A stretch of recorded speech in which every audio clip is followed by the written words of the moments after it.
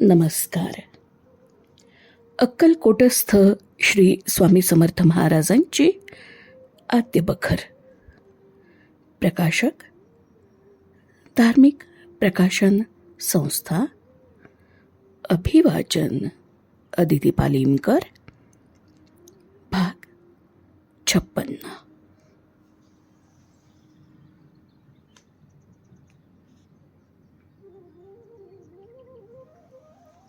श्री स्वामी समर्थ. जय जय स्वामी समर्थ. श्री स्वामी समर्थ. स्वामी भक्तांपैकी 1-2 गृहस्थांबद्दल माहिती सांगून हा ग्रंथ परिपूर्ण करण्याचा विचार आहे. रावसाहेब गणेश बल्लाळ मुळेकर मामलेदारीच्या कामावर आहेत. ते रेव्हेन्यू खात्यात शिरण्यापूर्वी असिस्टंट मास्तर आणि काही दिवस कोर्टात बेलीफ होते. आपल्याला मोठा हुद्दा मिळून आपण मामलेदार आणि फर्स्ट क्लास मॅजिस्ट्रेट होऊ हे त्यांच्या स्वप्नी पण नव्हतं. केवळ श्री समर्थांच्या कृपेत करून त्यांना उत्तम स्थिती प्राप्त झाली. संगमनेर कोर्टात बेलीफच्या कामावर असताना त्यांना त्यांच्या चुलत बंधू राजमान्य राजश्री कृष्णराव सदाशिव यांनी सोलापुरास हेड क्लार्क असताना कोर्ट कचेरीत क्लार्कच्या जागेवर आणण्याची खटपट केली. त्या जागेवर जाऊन गणपतराव रुजू होतात. तो अक्षर वाईट आहे या सबबीने त्यांना क्लार्कच्या जागेवरून कमी करून परत कोर्टाकडे जाण्याचा हुकूम आला. कोर्टाकडील आणि शाळा खात्यातील नोकरीवर हक्क नसल्याने त्यांना घरी बसावे लागले.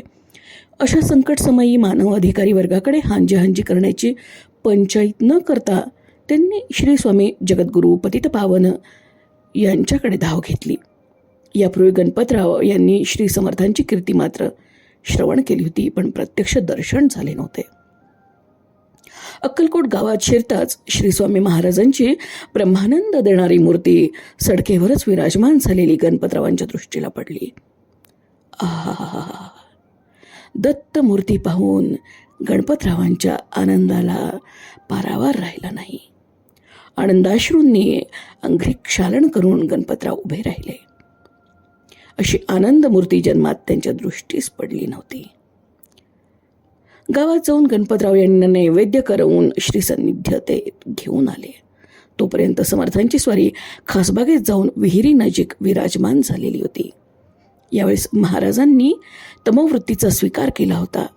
आसपास 100 पावलांवर कोणालाही फिरकू देत नव्हते.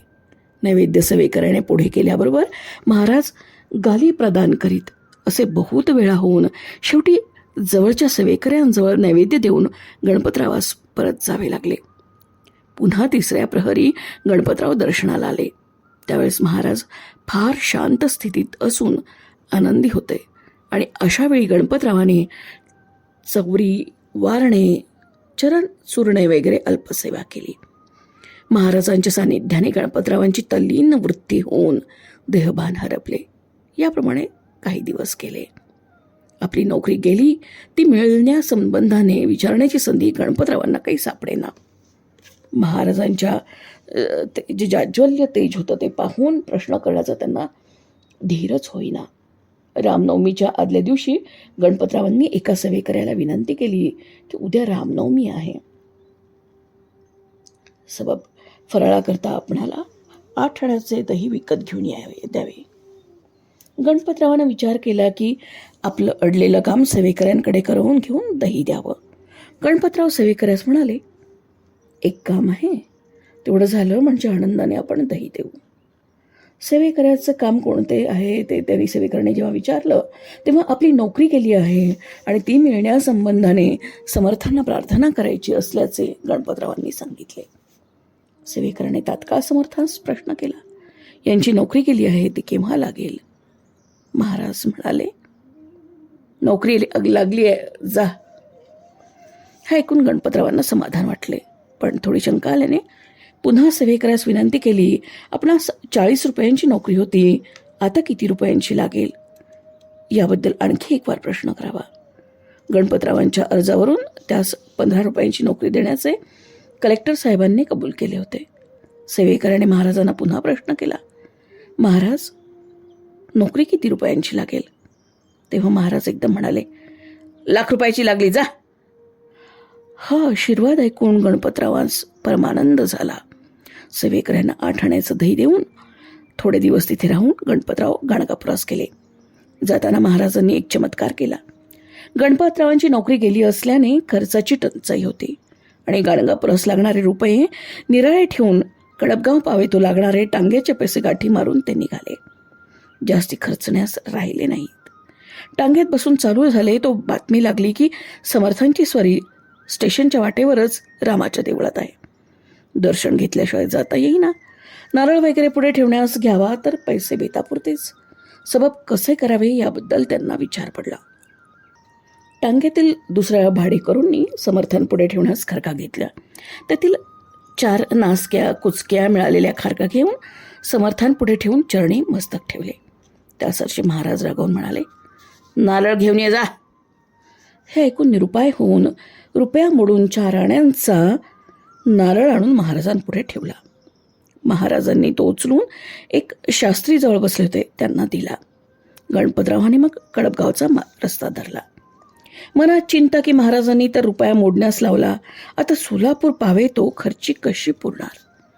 गाणगापुरास जाण्यास गुडूर रस्ता स्टेशन लागतं. तिथे गणपतराव उतरले. पाहतात तो तेथील स्टेशन मास्तर हरिगोपाळ परांजपे आपल्या गावचेच आहेत. तो बाळमित्र असल्याने त्याच्याच घरी गणपतरावाने बिऱ्हाड ठेवून भोजन केलं. या मित्राजवळ खर्चण्यास 5 रुपये मागावे असे गणपतरावाच्या मनात आले. पण आपली नोकरी गेली असल्यामुळे 5 रुपये उसने हरिभाऊ देतो की नाही याची त्याच्या मनात शंका आली. अशा विचारात ते आहेत तो हरिभाऊ त्यांना म्हणाले, नथोबा, सोलापुरास गेल्यावर अंगरख्यास कापड पाठवून द्यावे. हे ऐकून गणपतरावांना आनंद झाला. त्यांना क्लर्कची जागा मिळाल्यामुळे झप्पक पोशाखाने ऑफिसात जावे लागणार म्हणून अंगरख्यास उत्तम हरकाचे कापड त्यांनी घेऊन ठेवले होते. पण अंगरखे करण्यापूर्वीच नोकरी गेल्यामुळे कापड तसेच गाठोड्यात शिल्लक राहिले होते. ते हरिभाऊस देऊन गणपतरावाने 5-6 रुपये घेतले. महाराजांनी रुपया मोडण्यास लावला होता त्याबद्दलचा विषाद दूर होऊन महाराजांच्या कृतीचा त्यांना चमत्कार वाटला. गणपतराव पुढे गाणगापुरास जाऊन यात्रा करून परत सोलापुरास आले. ज्या दिवशी नोकरी लागली असा महाराजांनी आशीर्वाद दिला होता त्याच दिवशी त्याच वेळी बरोबर महिन्याने गणपतरावास नोकरी लागली. तो दिवस शनिवार होता. सोलापूर मामलेदार कचेरीत कारकुनाची प्रथम त्यास 15 रुपये दरमहाची नोकरी लागली. थोड्या महिन्यांनी त्यास फर्स्ट असिस्टंट कलेक्टरच्या ऑफिसात 20 रुपयांची क्लार्कची नोकरी मिळाली. त्यामुळे अक्कलकोटास जाण्याचा वारंवार प्रसंग येई. महाराजांची वारंवार भेट असल्यामुळे आपणास लाख रुपयांची नोकरी मिळाली आहे असे गणपतरावास वाटू लागले. ही गोष्ट 1876 सालची. ते दुष्काळाचे साल होते. गणपतरावांची स्वामीभक्ती वृद्धिंगत होऊ लागली. अनेक गुप्त खुणा दाखवून आपल्या अंतरसाक्षित्वाबद्दल व अवतारीपणाबद्दल महाराजांनी गणपतरावांची खात्री केली. गणपतराव महाराजांचे निस्सीम भक्त झाले. मॅजिस्ट्रेट लोअर व हायर स्टँडर्डच्या परीक्षा पास होऊन सन 1881 साली म्हणजे 5 वर्षात गणपतराव कारकून झाले आणि त्याच साली मामलेदार झाले. उत्तरोत्तर त्यांना बढती मिळून ते फर्स्ट ग्रेड मामलेदार आणि फर्स्ट क्लास मॅजिस्ट्रेट होते. याप्रमाणे श्री स्वामींच्या आशीर्वादाप्रमाणे त्यांना लाख रुपयांची नोकरी लागली असे म्हणण्यास हरकत नाही. स्वामी समर्थांशिवाय दुसरे दैवत ते जाणत नव्हते. समर्थांचीही त्यांच्यावर पूर्ण कृपा असे. नोकरी संबंधाने अनेक वेळ अनेक संकटे आली पण श्री स्वामी समर्थांनी ती सर्व दूर केली. ग्रंथविस्ताराच्या भीतीमुळे त्याबद्दल हकीकत इथे देता येत नाही. पुणे वैभव वर्तमानपत्रात श्री स्वामी चरित्रे छापून प्रसिद्ध करण्याच्या कामी गणपतरावांनी बरेच परिश्रम घेतले आहेत. महाराज पूर्ण दत्तावतार असल्याबद्दल त्यांची बालंबाल खात्री झाली आहे. त्यांच्या मनोगताप्रमाणे श्रींच्या पादुकांचा प्रसाद त्यांना चमत्कारिक रीतीने थोड्या वर्षांपूर्वीच प्राप्त झाला आहे. असो. श्री अक्कलकोटस्थ श्री स्वामी समर्थ महाराजांची आद्य बखर भाग 56 समाप्त. क्रमशः धन्यवाद. श्री स्वामी समर्थ. जय जय स्वामी समर्थ. श्री स्वामी समर्थ.